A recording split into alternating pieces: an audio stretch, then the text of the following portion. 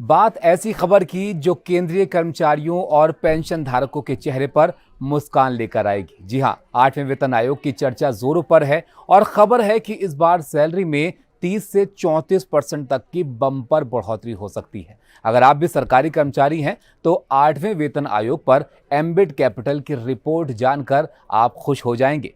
Pension salary में इस बार अच्छा इजाफा होने की उम्मीद है और साथ ही न्यूनतम वेतन तो दोगुना तक हो सकता है। तो चलिए आपको बताते हैं 8वें वेतन आयोग में क्या खुशखबरी आपको मिल सकती है। नमस्कार, मैं ताबिश हुसैन, आप देख रहे हैं एनडीटीवी। केंद्रीय कर्मचारी और पेंशन होल्डर्स 8वें वेतन आयोग का इंतजार बेसब्री से कर रहे हैं। हर 10 साल में भारत सरकार केंद्रीय कर्मचारियों, रक्षा कर्मियों और पेंशन धारकों की सैलरी और पेंशन को रिव्यू करने के लिए एक वेतन आयोग बनाती है। इसका मकसद होता है सैलरी को महंगाई और आर्थिक स्थिति के हिसाब से अपडेट करना। 7वां वेतन आयोग जनवरी 2016 में लागू हुआ था और अब 2026 या फिर 2027 से 8वां वेतन आयोग लागू होने की उम्मीद है। इस पर एम्बिट कैपिटल की एक ताज़ा रिपोर्ट है जो ये कहती है कि इस बार सैलरी में 30 से 34% तक की बढ़ोतरी हो सकती है। यानी अगर आपकी सैलरी अभी 50,000 रुपये है तो ये बढ़कर 65,000 से 67,000 रुपये तक हो सकती है। अब सवाल है कि सैलरी बढ़ेगी कैसे। इसके लिए एक खास टर्म है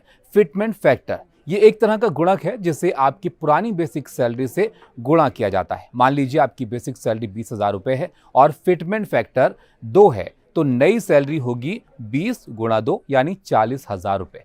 रिपोर्ट के मुताबिक इस बार फिटमेंट फैक्टर 1.83 से 2.46 तक हो सकता है, यानी सैलरी में अच्छा खासा इजाफा हो सकता है। खास बात यह है कि फिटमेंट फैक्टर से सभी कर्मचारियों की सैलरी एक समान बढ़ सकेगी। और हाँ, न्यूनतम सैलरी की अगर बात करें तो अभी जो 18,000 रुपये महीना है वो बढ़कर 32,940 रुपये से 44,280 रुपये तक हो सकती है। यानी न्यूनतम सैलरी में अच्छा खासा इजाफा इस बार 8वें वेतन आयोग के बाद हो सकता है।